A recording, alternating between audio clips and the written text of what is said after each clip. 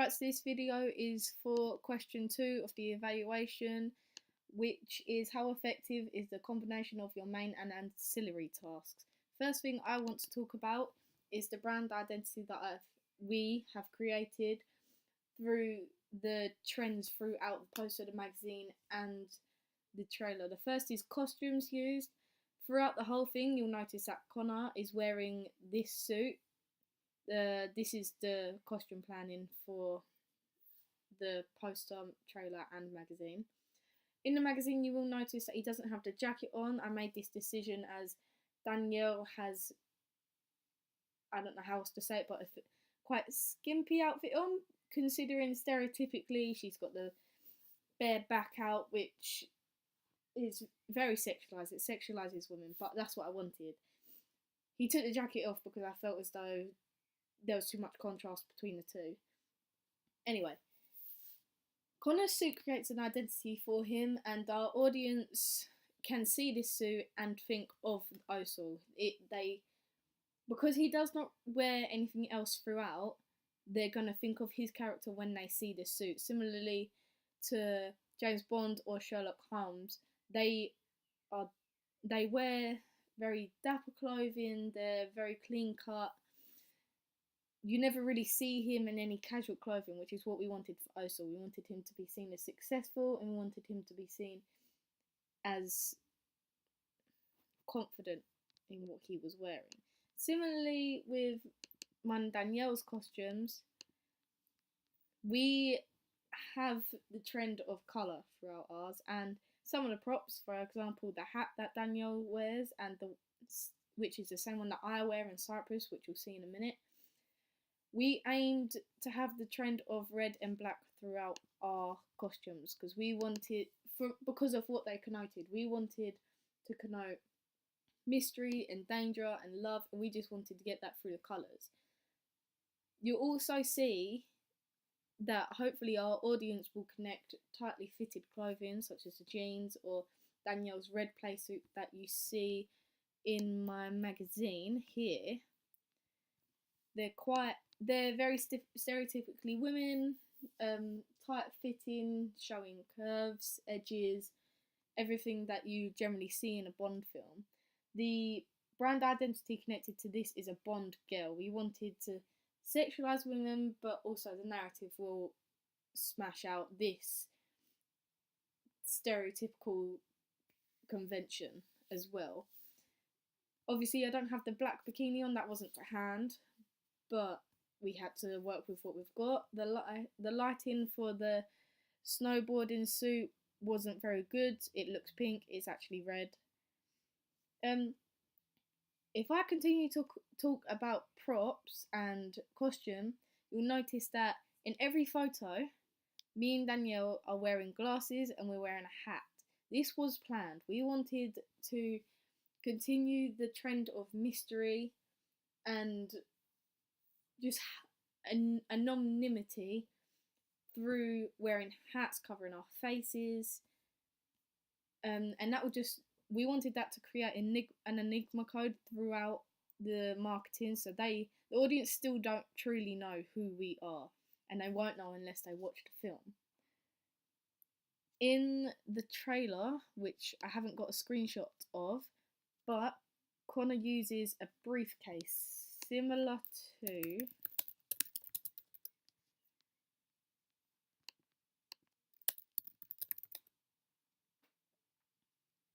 this one. Similar to these. He uses that. It's used throughout the trailer. You'll see it move between the characters. I think it starts with me, and then Danielle has it, and then later on you'll see Connor fighting with it. Yet again, another enigma code. How did it get to them? Why did it get to them? What does it withhold within? All of these questions created for a simple prop. This is a brand identity. We wanted this to be featured, and we wanted the audience to see this prop and to question the narrative of the film. If we just talk about simple things, using the three main characters of me, Connor and Danielle,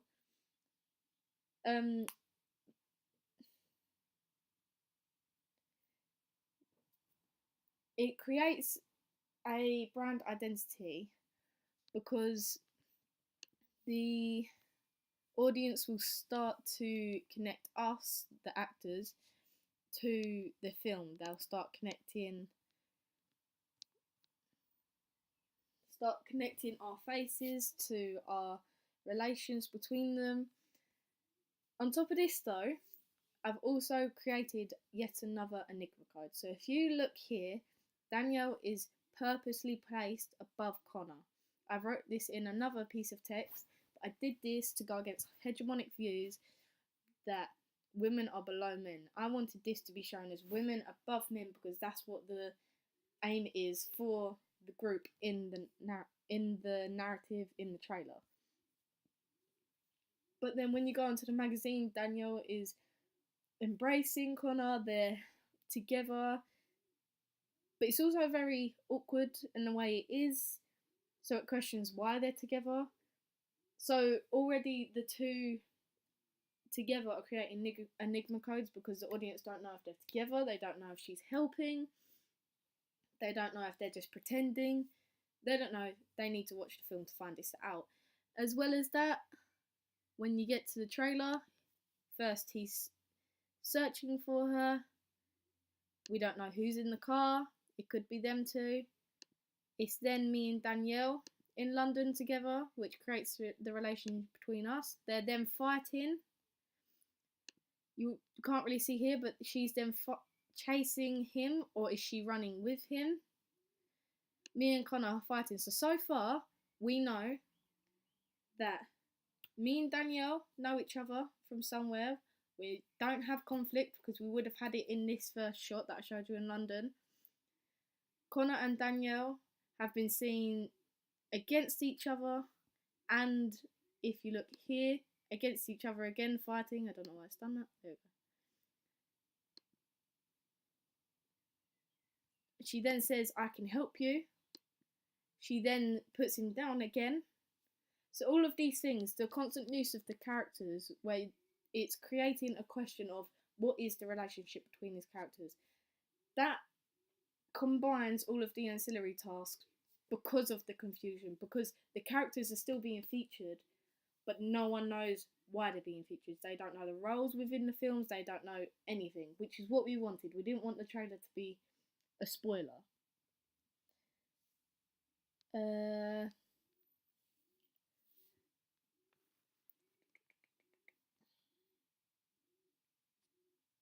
Right, so if I look at this poster, the iconography of the guns and props that are used, although they weren't allowed in London or any of the public places, I was not allowed to use them for the trailer because we didn't have any private land that we were allowed to film on.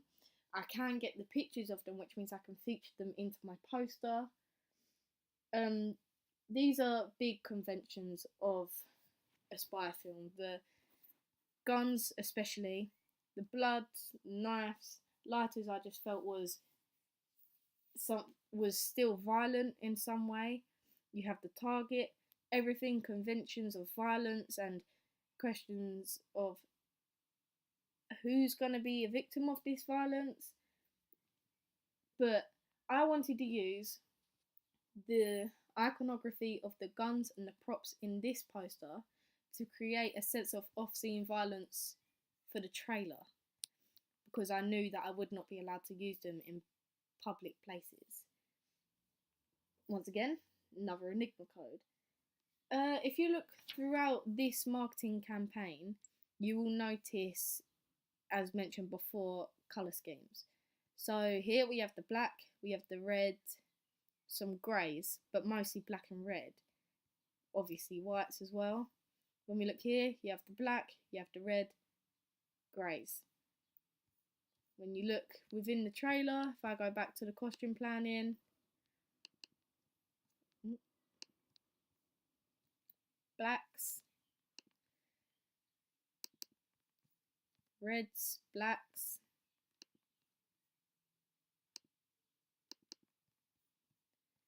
reds and blacks, and even Holly has been featured in greys. black sunglasses as well. You start to see the themes throughout all of them, in whether this be costume, whether this be fonts, titles, it's there and it is noticeable. I obviously did this because of the colours connotations. They're very important within the marketing campaign. I just wanted to highlight the features of black and white, and obviously the black and white in the scene where I'm featured in a bikini when I'm kidnapping Holly here. Features of black and white to me was really important because black and white are the main colours used in my magazine, and they were used to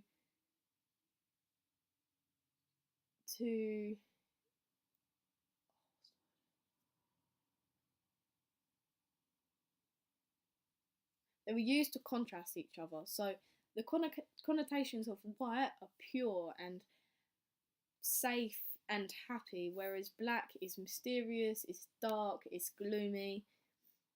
This then helped me create a sense of good and bad, antagonist, protagonist, however you want to look at it. Especially within this, the connotations of the white and the black and the immediate contrast within the masthead helps create the enigma codes of who are they together, are they not, are they helping each other, who's good, who's bad. No one's gonna know, you need to watch the film. This is a brand identity for the film. They have all of these questions throughout the whole marketing campaign. The same questions are being created by the same trends, i.e. colour, i.e. characters, i.e. costume. This would hopefully make my audience want to watch it more because they want to answer their questions. I just want to highlight as well facial expressions, which probably won't be a very obvious thing unless you look for it.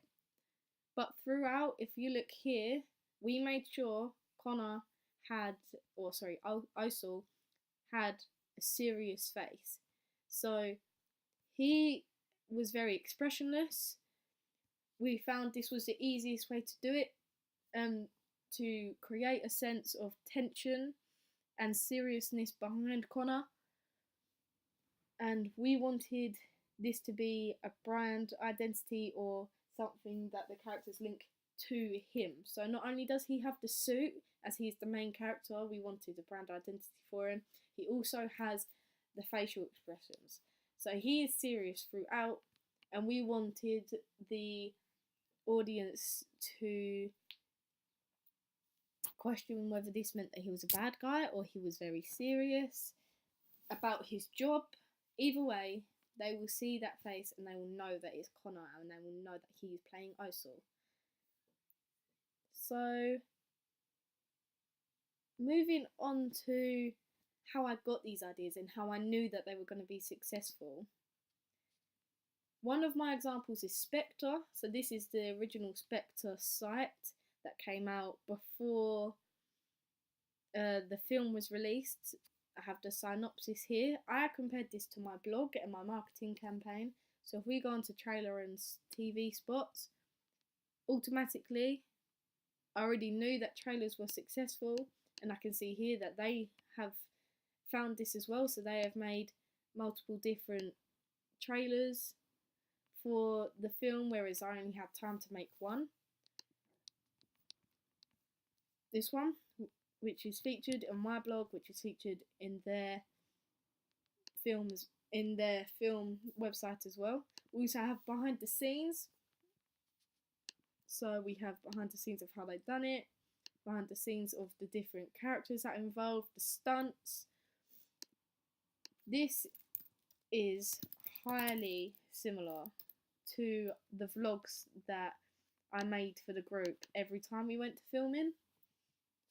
It lets the audience build excitement for watching the film because they can see how it's being made, but they don't know what to expect when watching the film. So they can see the fun that we have behind the scenes. They can see the amount of special effects that are going into it, the amount of planning that is going into it, but it doesn't spoil the film. It's also really common to like to see what celebrities are doing. That's why we have magazines, that's why we have websites and social media. We like to be nosy. We're a very nosy nation. I think it's due to the postmodern society that we live in that we like to know what's going on in other people's lives, especially celebrities, because it gives us common ground, it's relatable. Sorry. all of these things just add up. The gallery, although I couldn't make a website this professional in the amount of times we had, you can see here that the gallery is really similar to our Instagram, as we just used the Instagram to post pictures of, once again, behind the scenes of the places that we'd been, to ask people to go and watch our trailer. There's excitement from Dubai, London, behind the scene vlogs for our research. There's our logo.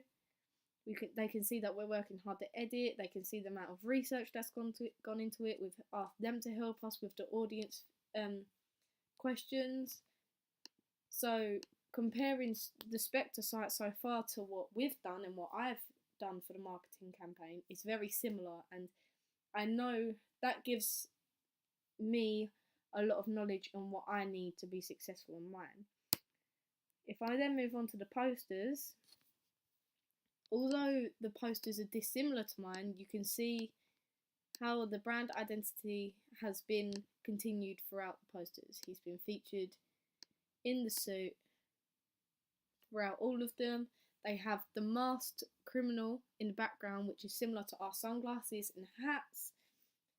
Has the iconography of the gun. The black and white to contrast each other for good and bad. They have the black for the connotations of blood, danger, love, everything. So far I know that I've been successful in using popular trends. If I then move on to the Jason Bourne website, which is something that I also took inspiration from, as soon as I went onto this website, I found having the trailer as the background was really successful in capturing the audience attention, because as soon as it came on, I was excited. I can see action, just everything was really well set out. When looking at my blog, which I will get up for you, sorry. When looking at my blog, you can see in the background I have got the trailer. Although it's not moving now, when you go onto it, the trailer moves in the background. I actually didn't get this idea from the Jason Bourne website. I actually got this idea originally from myself, but after, when I found the Jason Bourne websites and other websites that I found had it gave me, like, I didn't want to change it back to a picture, because I know that these Hollywood films are successful, and they're obviously successful for a reason. And then, so they have the trailer in the background, or just snippets. They then feature the trailer in theirs, same as ours on YouTube. They have the gallery, same as our Instagram, showing behind the scenes, the cast, how he uses his props, how he's featured in it. Little snippets from the film.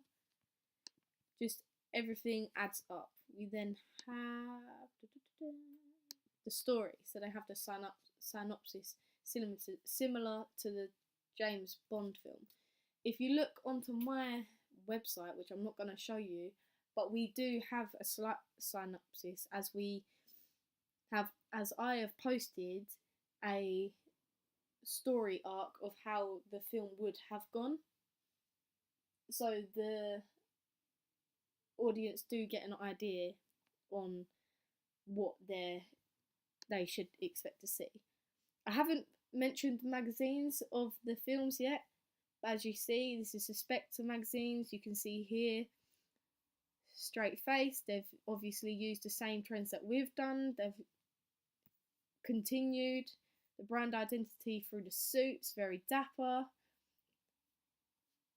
The main image is over the masthead, unlike this one, although I feel like this is still effective, whereas he's hiding, whereas this one is very forward and very relaxed.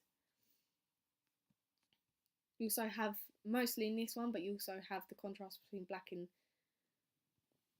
and white. Again, you also have the red tie, which is very, very subtle, but very effective. Jason Bourne's a little bit more, what's the word, detailed in how they've done it.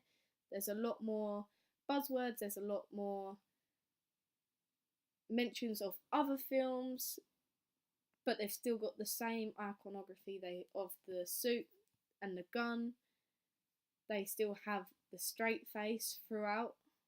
The image is over the masthead, so the magazine must be successful. If the magazine's successful, then they must be trusted in what they're saying. Either that or it's highly entertaining. All of these things which we wanted to use in our magazine as to combine them all together. So overall, the combination of my main and my ancillary tasks, I feel very effective through how I've created the brand identity, because I feel like brand identity is something very important, especially in a postmodern world where it can be posted on Web 2.0 wherever you want and internationally.